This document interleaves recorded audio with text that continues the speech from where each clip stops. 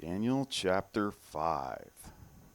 So, this chapter is different than the other ones that we've done in Daniel so far. If you've ever wondered where we got the English expression, the writing is on the wall, I'll just tell you, it comes from Daniel chapter 5. Okay, that's where we are this morning. And like I said, this is a totally different kind of chapter than what we've been going through so far. Up to this point, we've pretty much been following the interactions that Daniel has had with Nebuchadnezzar, the king of Babylon. But the events in chapter 5 happen much, much later than that. All right, this is during the reign of what is essentially Nebuchadnezzar's grandson, Belteshazzar, or Belshazzar. Belteshazzar is Daniel's Babylonian name. We can date this event fairly accurately. This chapter is really just one amazing day in the life of King Belshazzar. This is the last day of his life, and it's also the last day of the Babylonian Empire. So this happens in the month of September 539 BC. Okay. Belshazzar's father, who is a co-regent of Babylon and its military leader, he's been defeated in battle by the combined forces of the Medo-Persian Empire. And the Babylonian army has been completely wiped out. All right, Nabonidus has fled into the wilderness. That's Belshazzar's father, and he's never heard from again. And Cyrus, the Medo-Persian military leader, who's later known as Cyrus the Great, has moved his army to the city of Babylon. So within 1 week of defeating the Babylonian army, the Babylonian Empire completely comes to an end. And the passage that we're reading this morning is that last day. So this day comes with a couple of slightly troubling ironies, I think, and we're going to try and work them out this morning. So we're going to get started on the first couple of verses. It says, King Belshazzar gave a great feast for 1,000 of his nobles, and he drank wine with them. While Belshazzar was drinking the wine, he gave orders to bring in the gold and silver cups that his predecessor, Nebuchadnezzar, had taken from the temple in Jerusalem. He wanted to drink from them with his nobles, his wives, and his concubines. So this is a little bit weird. All right, his father has just lost the decisive battle against their enemies. The empire really no longer exists. The only thing left is the city of Babylon itself. And Belshazzar is in there throwing a big party with his cronies. Okay, and then verse 3 says that so they brought these gold cups taken from the temple, the house of God in Jerusalem, and the king and his nobles, his wives, and his concubines drank from them.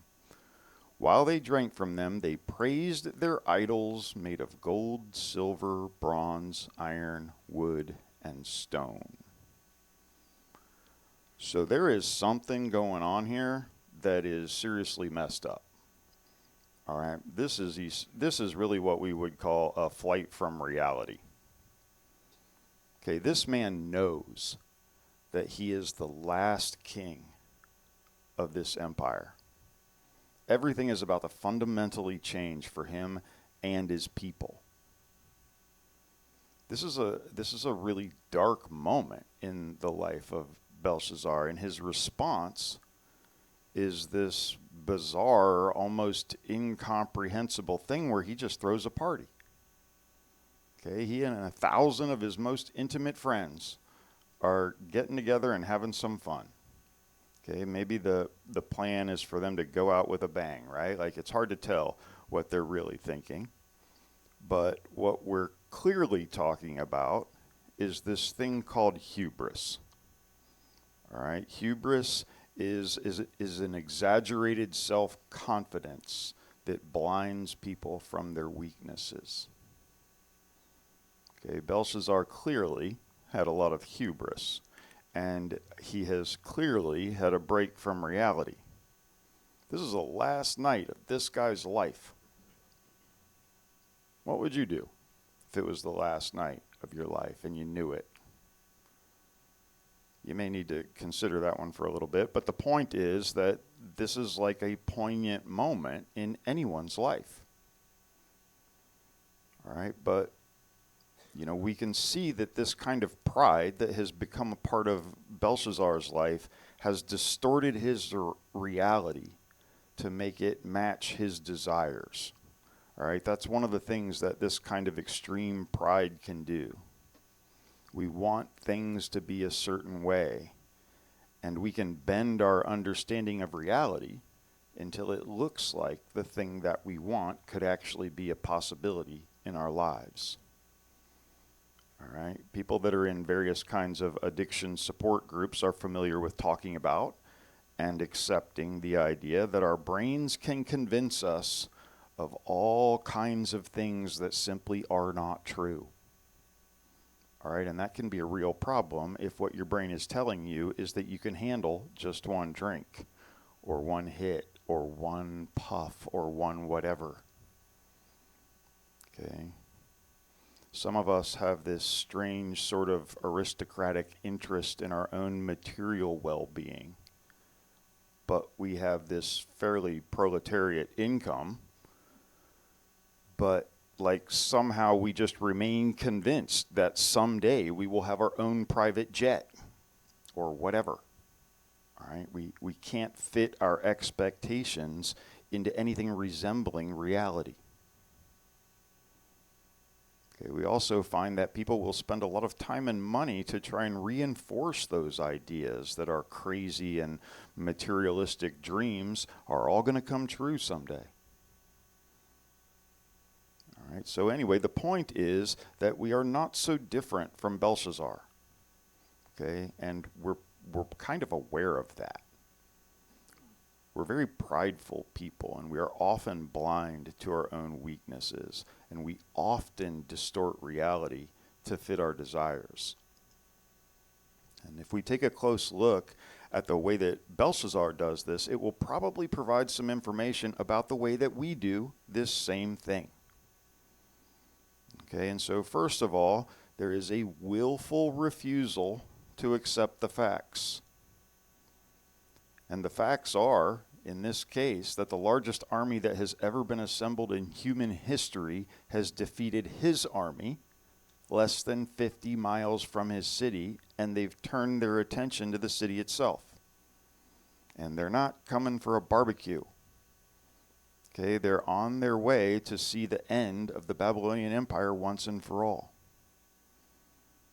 Okay, these are things that Belshazzar knows. But almost like incomprehensibly, he can't bring himself to face the reality of what needs to be done given the true circumstances. Okay, he would behave completely differently if he were facing the reality of the situation. He might go out to meet the Persian leader, Cyrus, and plead for the lives of his people, or something like that. Okay, but he's so caught up in himself that he cannot even comprehend that this is happening. He's blinded by his own privilege, and he's blinded that by the place that he occupies in his own mind. All right, 1981 was probably too long ago for many of you to remember much. But when extremist assassins jumped out of a personnel carrier during a parade in Egypt, and they approached the VIP booth, Anwar Sadat, the president of Egypt, indignantly stood up in the crowd as if they had no right at all to threaten someone of his importance. All right, well, they may not have had that right, but a dozen AK-47s and a few hand grenades were nevertheless aimed at him, and he died in a hail of gunfire and explosions. Okay, he just couldn't get his head around the idea that these people wouldn't bow and submit to the will of the great Anwar Sadat. All right, and so it's just like that, that Belshazzar is blinded by his own privilege and his own place. And he's surrounded himself with people who's going to reinforce his self-deception just the same way that we like to do. All right, if you have particular kinds of problems and particular kinds of unhealthy attitudes, then you are going to magically find the people in a group that have the exact same problems that you do. All right, we have all kinds of different things that cause us to gravitate to other people, and most of them are things that we would be better off if they were not true of ourselves. Okay, we subconsciously want like co-belligerence in our neuroses that will reinforce our wrong-headed way of dealing with things. Okay, that's what groupthink is. Whatever it is that you all keep smacking back and forth, you eventually come to believe that it's the only correct way to see things, and it's the only thing that's normal. Almost all social groupings have this kind of thing going on. So we need to be aware of the significant extent that we can be self-deceived. The third thing that we see here is that Belshazzar is clinging to his gods. He's clinging to these idols. All right, so Babylon is a city that was given over to the god Marduk. And Marduk was viewed by the Babylonians as the greatest god that had ever been. And the proof of that was that Marduk used the Babylonian people to kick the butt of every other nation state in the region for a couple hundred years. All right, so since Belshazzar has the greatest god in Marduk, it's just like incomprehensible that any other people or god could possibly defeat them. Okay, and Babylon really was an amazing city. Okay, it was completely enclosed by these walls that were like 20 to 30 feet thick and 80 feet high. And while that may not seem impenetrable to you today, imagine that the only thing that those walls need to defend against is the stones and sticks that the attackers might hurl at you.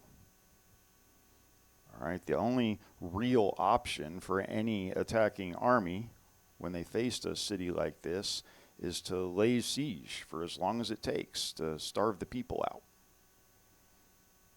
All right, but one of the big problems with that strategy and facing Babylon, if you're an attacker, is that part of the Euphrates River flows under the wall and right through the middle of the city. Okay, they had unlimited water. They had agriculture inside the city.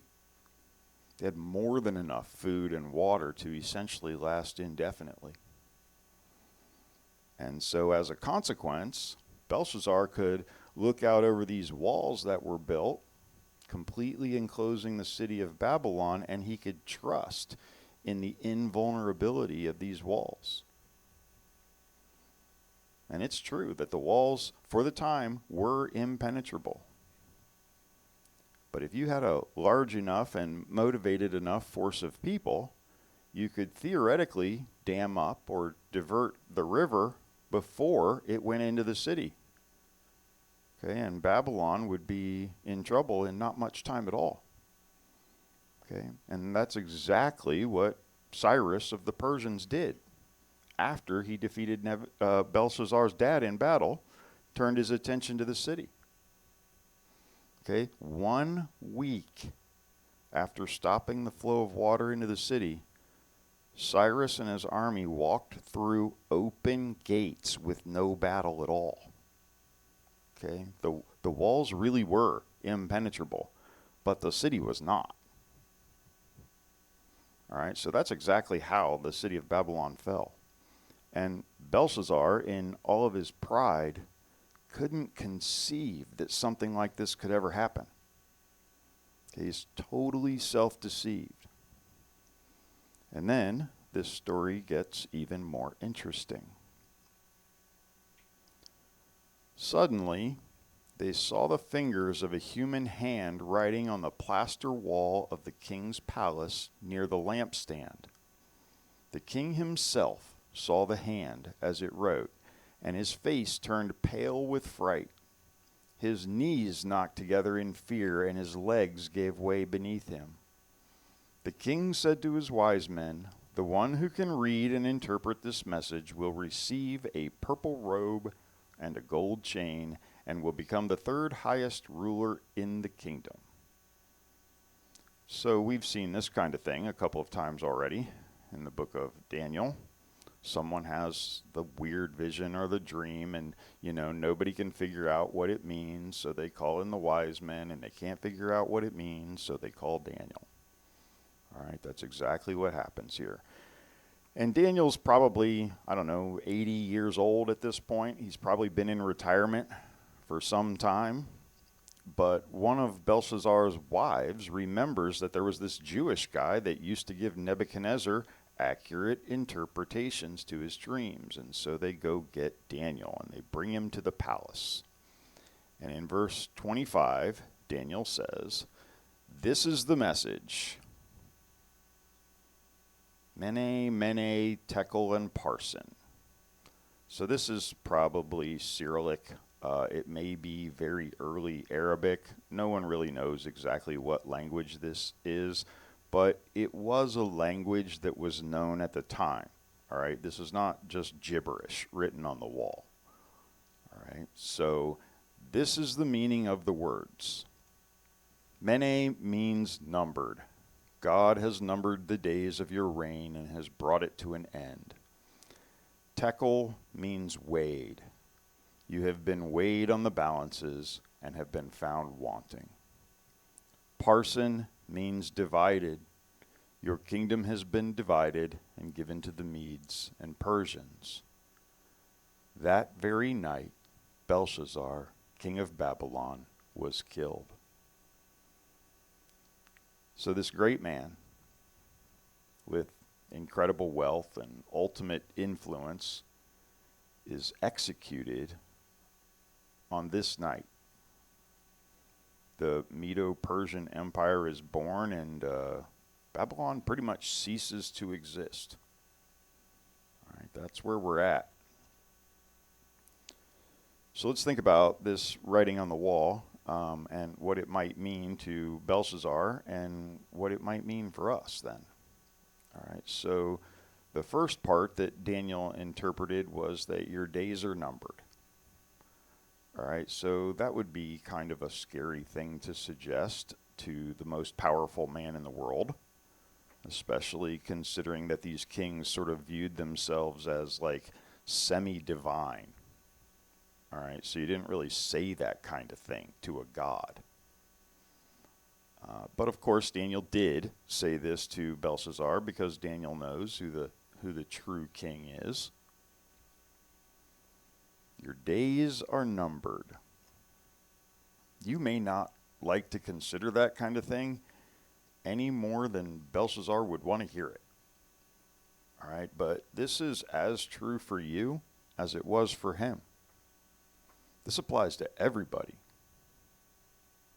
All right, everything that God wrote on that wall and that Daniel interpreted for the king applies just as much to us as it did to the king of Babylon. Your days are numbered.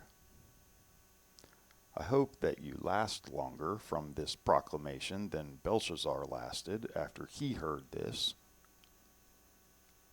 But we don't actually have any guarantees. Okay, we just don't know. We don't know how many days are allotted, but we do know that they are numbered. All right, so perhaps you've heard this little bit of wisdom before. Begin with the end in mind. All right, that makes a lot of sense to me. You should know that you're not going to last. Okay, you should know that you will come to an end, and you should begin with that end in mind. So what happens when our lives come to an end? The way that we answer that question has tremendous implications for how we live the days of our lives. And so if you think that the end result of your life is that you just become fertilizer for the next generation of biomass that takes your place, then that would be extremely instructive for how you decide to spend your time. Okay, if the only life that you have is the time while you are alive here and now, then that will shape everything about how you live your life in the present. Okay, if all you get's your 60 or 70 or 80 years, and then you completely cease to exist with no consciousness, no memory, no nothing, does anything that you do really matter at all? Okay, does it make any difference? Even something noble like trying to make the place nicer for somebody else, right? Like, who cares? Those people that are going to have your nicer world or nicer place are also headed for the same place of non-existence with no memory of you or their own lives at all. Okay, so it's important for us to have an answer for what happens at the end of our lives. Yet, most people in our culture are so afraid of this question that you're not even really allowed to ask it. Okay, and most people in our culture live as if the future is going to pretty much just be like an extension of the past. And for some people, that sucks, so they're trying to make it better. For other people, it's kind of good the way it is, so they don't really want anything to change. But the thought that you would actually sit down and come to terms with what happens when your body quits working is extremely threatening to people. And they don't want to ask this question. And that prevents us from being able to really consider the way that we live today in any kind of honest way. Okay? But the writing is on the wall for us. And it's very important for us to confront our mortality. What's your answer for what happens when you die? And how confident are you in that answer? Okay, those are good and important questions. And those are answerable questions. All right, the Bible speaks on these questions. That's why there even is a Bible. Okay, that's why God lays out our alienation from him and our revolt against his will that makes us stand under his judgment. All right, that's the human condition. And that's why we're really afraid to look at this. We instinctively know that this is true. Okay, but the story of the scripture is that God has the answer to these questions inside the grace of God. All right, God has taken the initiative to meet us in a place that is otherwise hopeless. Okay, and through Jesus Christ, he's provided the solution to our problem. All right, you need to confront your mortality. What is a fool? Right, a fool is a person that believes with all their heart something that they should know better than to believe. A fool is not someone who's dumb or mentally challenged or something like that. This is actually a moral term. This is a person that suppresses what they know so that they can go on believing a fiction that is convenient for them, but that will ultimately lead to their destruction. Jesus speaks of such a fool in Luke chapter 12. Starting in verse 15, he says, "For not even when one has an abundance does his life consist of his possessions." And he told them a parable, saying, "The land of a rich man was very productive. And he began reasoning to himself, saying, 'What shall I do, since I have no place to store my crops?' Then he said, 'This is what I'll do. I'll tear down my barns and build larger ones. And there I will store all my grain and my goods. And I will say to my soul, Soul, you have many goods laid up for many years to come. Take your ease, eat, drink, and be merry.' But God said to him, 'You fool, this very night your soul is required of you, and now who will own what you have prepared? So is the man who stores up treasure for himself and is not rich toward God.'" That's what a fool is. And I'm here to tell you that we live in a foolish culture. All right, we amass things in the moment with not much thought given to what the real end game might be. Okay, we live in a culture that essentially personifies what foolish is. And he's not saying that wealth is intrinsically bad. Okay, that's not the point. The point is that the things that occupy this man's head blinded him to the things that really mattered. He couldn't see the writing on the wall because he was so distracted by the things that he had in front of him. All right, he shows us that it's possible to distract yourself to death. And that's exactly what the people are doing all around us all the time. They are distracting themselves to death. Okay, but the Bible presents a living hope that's opposed to the self-deceived wishful thinking that seems to be our default. Okay, it's not about the way that we would like things to be, and it's not about my reality versus your reality. All right, without God, there's not much to hope for beyond a full belly in the present. All right, but with God, we can have a living hope who has chosen to disclose himself to us and made it possible for us to know him and to come into relationship with him. Okay, that is a living, eyes open, reasonable hope that God calls us to. All right. Next thing that Daniel says is that the writing on the wall means that you have been weighed and you have been found wanting. That would be a terrible thing to hear at the end of your life.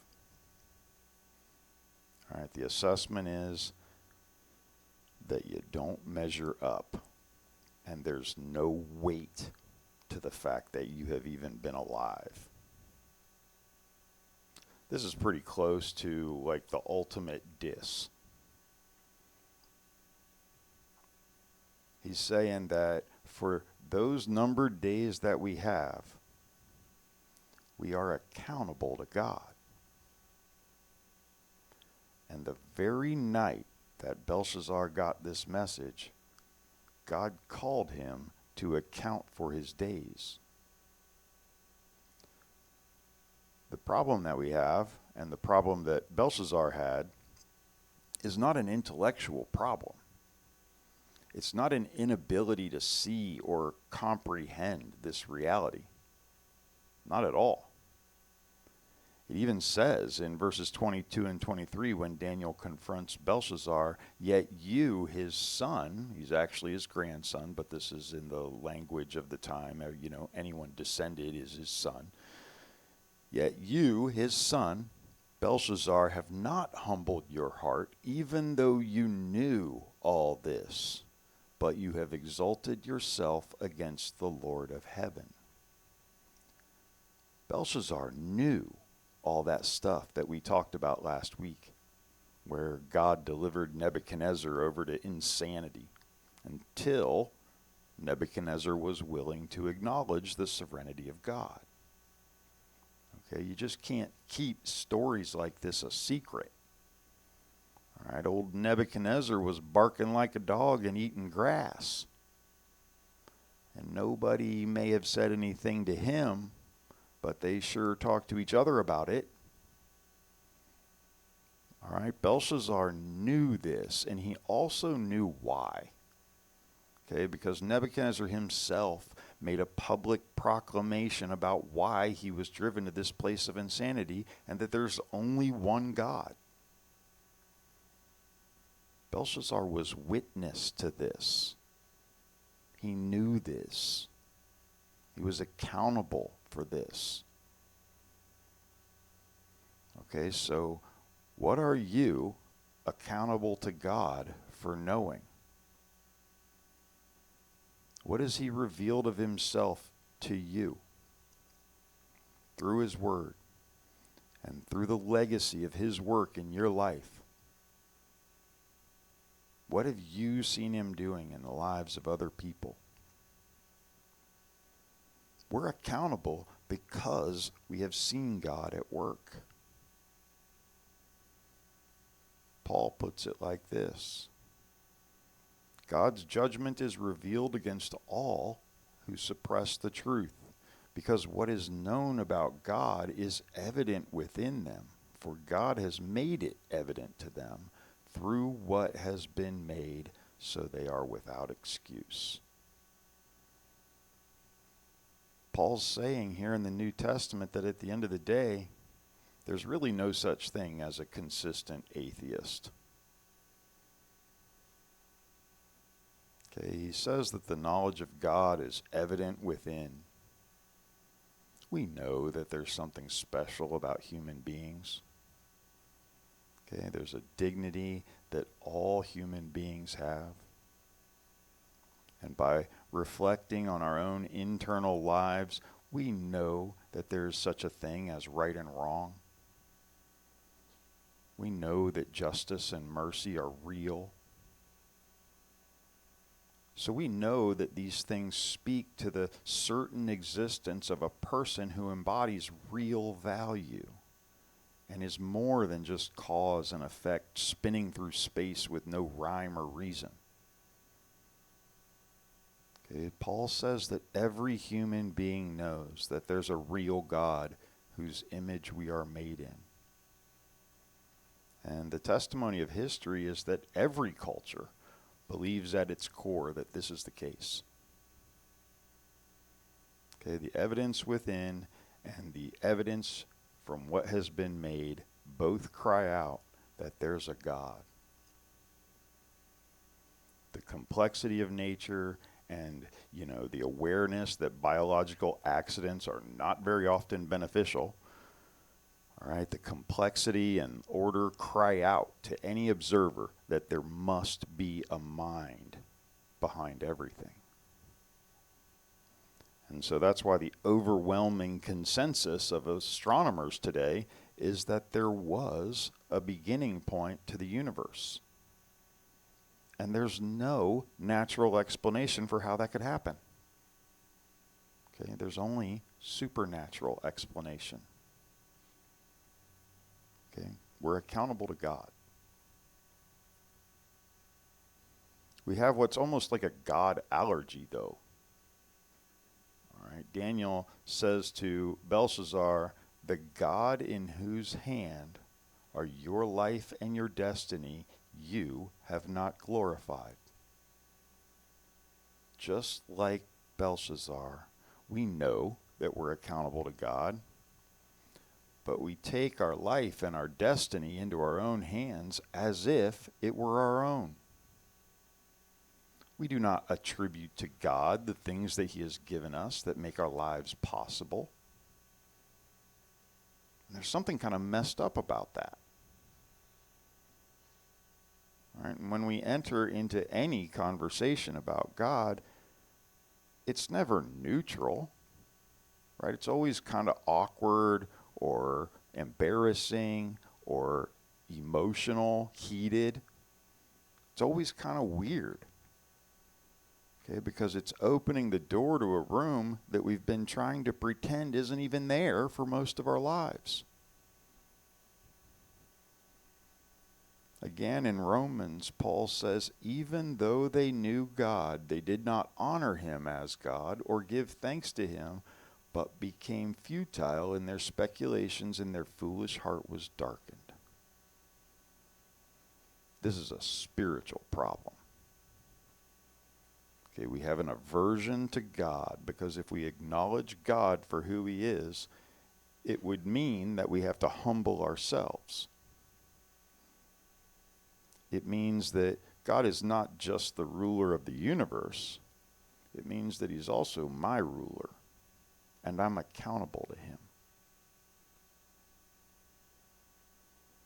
And as insistent as the Bible is that this is the problem that humanity has with God, it is equally insistent that God has provided the solution. Right? The grace and the mercy of God is more than sufficient to deal with the dark-heartedness of the human beings that are living in alienation to him. To Timothy, Paul says it is a trustworthy statement. Christ came into the world to save sinners, among whom I am the foremost of all. God gave Paul the entire Old Testament. And all Paul did was focus on the 613 rules that would make Paul superior to the people around him if he kept them. And also keeping those rules would make him acceptable to God. Okay, he never really considered what God said he was going to do in history and through his Messiah. And then Paul was so insulted by sinful people saying that they had something going on with God that he had them killed. So Paul understands that he was as bad as a person can be. Okay, he killed people that God loved and that were trying to live for God. And so Paul knows that no one is beyond the reach of God's love and God's mercy. God's reaching out to all of us, all of you, with that same incredible mercy and love.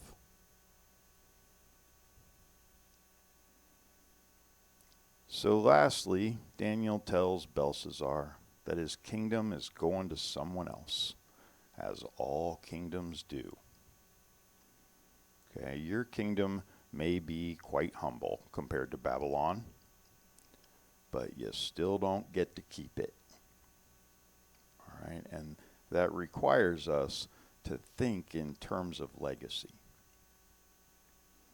All right, so this is sort of a question of accomplishment, which I think is an important topic to end with here, maybe get some discussion going. Our days are truly numbered, and we're truly accountable to God. And it's also true that all that we have will be passed on to someone else. And I don't just mean our material things. Okay, but also when we think of the legacy of our life, we want to have an answer to the question of what it is that we actually accomplished with our life. And so I bet that a lot of us have some kind of 401k. Okay, and that's because our retirement is of some interest to many of us. Okay, so we have a plan for it. We work towards it. You think about what it will look like and what you will do and how much money you need. Okay, we're very deliberate about the things that we look forward to. There's nothing wrong with that. But how come we're so deliberate and calculating about things like our retirement and our financial life, when as Christians, we're supposed to believe that there are things that are a whole lot more important than that we do very little in the way of calculating? and that we think about very rarely. Just seems weird. Okay, if there were an observer of your life that did more than just listen to what you say, they can see what you do and what you're concerned with, what would that observer say is important to you? What would they say are the priorities in your spiritual life? Would they say that you are pious? Or would they say that you are purposeful? Are you basically just trying to be nice to the people around you for niceness sake and for reasons that people can't quite explain? Do they feel kind of weird cussing in front of you? Are you just like working towards being nice and well behaved? Okay, that's pious and that's okay. But it's not the same thing as being purposeful. Purposeful means that you've set goals. Means that there's something that you are going to be about and that you're going to work towards. It means that you're going to set out to establish a way of living that will mean that at the inevitable end of your life, you can look back and see what you were working toward. Because it was important. Okay, it was important to me and it was important to God. And I think that Western Christianity has really dropped the ball in this area right here. All right, many of us are not living anything that looks like a biblical Christian life. Okay, we tend to just file in and out of our interactions with our Christian brothers and sisters without ever really considering what our own role even is. Okay, what is it that you do here? What is your purpose in this community? Okay, we just don't spend a lot of time considering how to use the knowledge and the talent and the resources that God has given us in a way that works toward God's goals. Okay, we say that we value these things, but do our actions and the time that we spend say that that is true? So, as a way to keep the discussion going, I ask this question: what great gift do you want to impart to those you love? Right? There are things that are true of me, both good and bad, because of things that were true of my parents. Right? There are things that I was given by the people who raised me. And so what do you want to be true of the next generation of Christians because it was true of you? And how are you deliberately working toward that? I think those are really important questions for us to be thinking about. All right, and so that's pretty much all I have for Daniel chapter 5. If you have anything you'd like to say or you would like to share what it is that you would like to impart on those you love, or what was even imparted on you, right? If you have questions for Mikey, comments I'm here for it. about what I'm wearing, or personal experiences, then it's time to share them.